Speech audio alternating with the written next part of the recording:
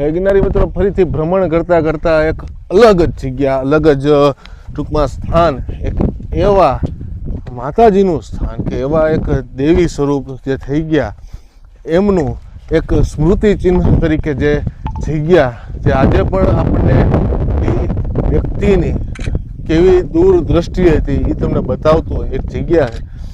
તો એવી જગ્યા ઉપર આવ્યા છીએ.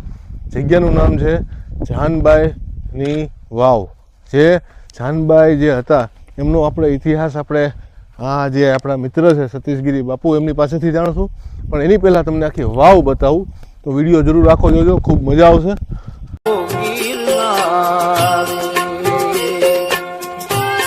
ખડખડથી રણુજાવાળા રસ્તા ઉપર જળ મંદિર જે જાનબાઈમાં થઈ ગયા એમને વાવ બંધાવેલી છે.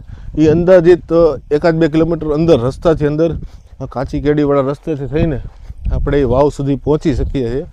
ખૂબ જ વિશાળ વાવ ને કાંઈ સુરાપુરા દાદાનું સ્થાન છે. અને આ તમને વાવ બતાવું ઉપરથી પહેલાં, અને પછી આપણે અંદર પણ જઈશું અને થોડીક વાવની અને જાનબાઈમાંની જે ગામ છે ખડખડ, તો એમના વિશે પણ થોડીક માહિતી આપણે આ વિડીયોમાં લેશું. અત્યારે તમે દર્શન કરી રહ્યા છો એ વાવ જે એક સાથે 7 કમાનવાળી વિશાળ એવી વાવ, અને ખૂબ જ જૂની હોવા છતાં પણ એકદમ વ્યવસ્થિત રીતે, અને આમ કહેવાય કે એનું બાંધકામ જ એવું છે કે પથ્થર ને કાંકરી પણ ન હલાવી શકો એ રીતનું આખું બાંધકામ છે. અત્યારે તમે આખું 7 કમાનવાળું જે મંદિર છે, વાવ છે, વાવના દર્શન કરી રહ્યા છો. હવે આપણે અંદર જઈને તમને આખું વાવનું તમને સ્ટ્રક્ચર બતાવું, સાથે સાથે આ વાવ વિશેની રોચક વાતો આપણે બાપુ પાસેથી જાણીએ. તો ચાલો જઈએ અંદર અને જાણીએ આ વાવ વિશે.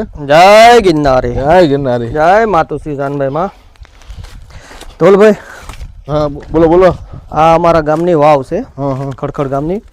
અને આ વાવ અમારા ગામના રાજા એટલે કે માતુશ્રી જાનબાઈ માં હતા, તેમણે લોકોને માટે બનાવેલી. આ વાવ આશરે મારી દ્રષ્ટિએ 100 વર્ષથી વધારે પણ જૂની હશે. ઓહો, બરોબર.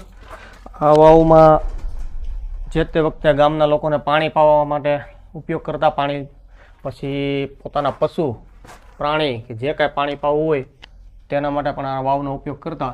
અને આ વાવ તમે જુઓ તો 1, 2, 3, 4, 5, 6, 7 કમાનવાળી વાવ છે, 7 દરવાજાવાળી. આવી બહુ ઓછી જોવા મળે આવી વાવ. અને આ વાવનું એટલું બાંધકામ મજબૂત છે ને, હાજી આમાં તમે જુઓ તો એક ડગલું પણ નથી પડ્યું. નહીં, હેલી નથી ને વાવ, જો ખૂબ જ મજબૂત પથ્થરની બાંધેલી છે, પ્યોર પથ્થરની. હા. અને પાછું જ્યાં જેનો જે ટૂંકમાં કૂવો જે છે ત્યાં લગીના સીધા પગથિયા છે, તમે સીધા તમે કૂવા સુધી, અને એ પણ વ્યવસ્થિત. અત્યારે તમે જોઈ શકો છો, અમે હાલીને જાય છે. સામાન્ય જે પ્રકૃતિથી જે થતું હોય, પ્રકૃતિની અસર જે કહેવાય આ જગ્યામાં, એની જ અસર છે. બાકી માનવોથી ખૂબ જ દૂર આ જગ્યા છે, અને એકદમ શાંતિવાળા વિસ્તારમાં અત્યારે અમે વાવની એકદમ વચ્ચોવચ્ચ ઊભા છીએ. આટલી નીચે અને આટલી જ પાછી ઉપર, એટલે એકદમ વાવની વચ્ચે ઊભા છે. અને એકદમ માતુશ્રી છે ને એક દયાળુ આત્મા હતા. માતુશ્રી પોતે જીવતા જલ સમાધિ ગંગાજીમાં લીધેલી, અને લોકો માટે પોતે બહુ એટલે બહુ આમ એવું ઈચ્છતા કે લોકો, મારા રૈયતના લોકો ક્યાંય દુઃખી ન થવા જોઈએ. બરોબર છે, એવું માતાશ્રી ઈચ્છતા. એટલે માતુશ્રીએ જે તે વખતે પોતા પાસે એક જ ગામ હતું, ખડખડ. પોતા પાસે ગામ એક જ ખડખડ. આ ગામ કયા સ્ટેટની નીચે આવતું? આ વાઘણિયા સ્ટેટની નીચે. વાઘણિયા, બિલખા સ્ટેટની, બિલખા અને વાઘણિયા સ્ટેટ નીચે ગામ આવતું. માતુશ્રી પાસે એક ખડખડ ગામ હતું. વાહ. પણ એ સમયમાં એની રયતને ક્યારે માતાશ્રીએ દુઃખી નથી થવા દીધી. વાહ. અને પોતે સતી આત્મા હતા માં. ગામે તમારું બહુ ખૂબ જ સુંદર ગામ છે. હા, એકદમ નાનું ગામ અને વ્યવસ્થિત ગામ, ને એમાં નાના ગામની અંદર ઘણી બધી પુરાતન જગ્યા. એ સમયમાં આવી વાવ મોટા મોટા રજવાડા પણ કદાચ ન બંધાવી ન બનાવી શકતા. એ એક ગામ માટે પોતે ખાલી આ એક જ ગામ ખડખડ માટે આવી વાવ અને પાણીની પૂરેપૂરી સગવડતા કરે. અત્યારે તો જો કે જલ પરિવહન યોજનામાં ગવર્મેન્ટની નીચે આવી જલ મંદિરની અંદર, જલ મંદિરની છે. અને આશરે મારી દ્રષ્ટિએ આ વાવ 70 ફૂટ ઊંડી હશે. અત્યારે આપણે વાવની એકદમ નીચે પાછા અહીંયા તમે જોવો ને તો આપણે અહીંયા લગીને પહોંચી ગયા, તો અહીંયા હોતે પગથિયા બનાવેલા છે, અને એકદમ વાવની નીચે આપણે પહોંચી ગયા છીએ.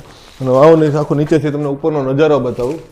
અને અહીંયા હોતે જો આખું જે પેલા બળદથી જે પાણી સિંચાઈ કોસ વતન છે, કોસ. પછી વાવની એક સાઈડમાં તો અવેડો પણ છે પાણી પીવાનો. આ જે સાઈડ તમે જોવો ને આખી સાઈડમાં, બહારની સાઈડ આખો અવેડો પણ છે, એ પણ તમને બતાવીશ.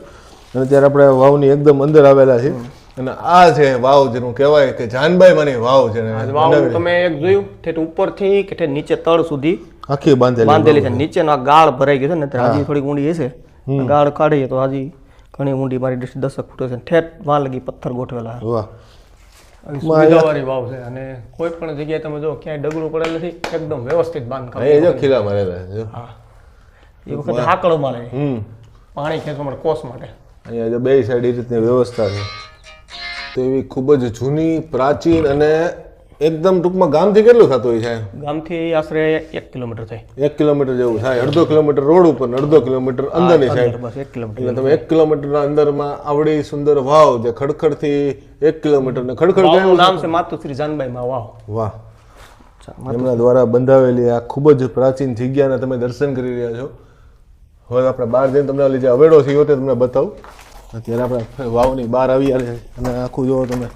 ભલે કચરો છે સામાન્ય વસ્તુ છે પણ એના જે પગથિયા અથવા તો જે એના સ્ટ્રક્ચર કહેવાય એનું બાંધકામ છે આખું એવું ને એવું. ને થોડીક પ્રકૃતિથી થોડોક એવું કહેવાય અસર થઈ છે.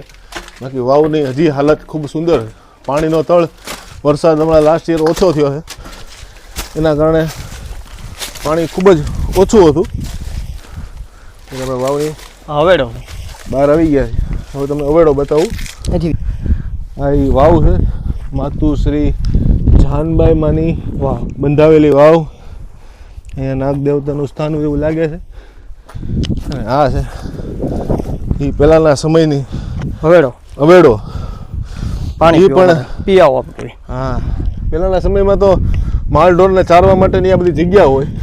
સીમ વિસ્તાર છે ટૂંકમાં. હા એટલે માલ ઢોર પશુ પ્રાણી કે જે કાંઈ પાણી પીવું હોય આ ભેરું હોય. ઉપરથી ફરીથી એકવાર તમને બતાવી દઉં આખી વાવ. એટલે ખૂબ જ સુંદર જગ્યા છે. તો વિડીયો તમને ગમ્યો તો વિડીયોને લાઈક જરૂર કરજો, ચેનલને સબસ્ક્રાઈબ જરૂર કરજો અને આવી રીતે બની રહેજો ગિરનારી ભૂમિ યુટ્યુબ ચેનલમાં. નવી નવી જગ્યા નવી નવી માહિતી લાવતો રહીશ. હું છું નીરવ ઇંગુ. ફરીથી મળીએ નવા વિડીયો સાથે. ત્યાં સુધી જય જાનબાઈમાં, જય ગિરનારી, જય ગિરનારી. આદેશ આદેશ આદેશ. રાખ નિરંજન. નમો નારાયણ.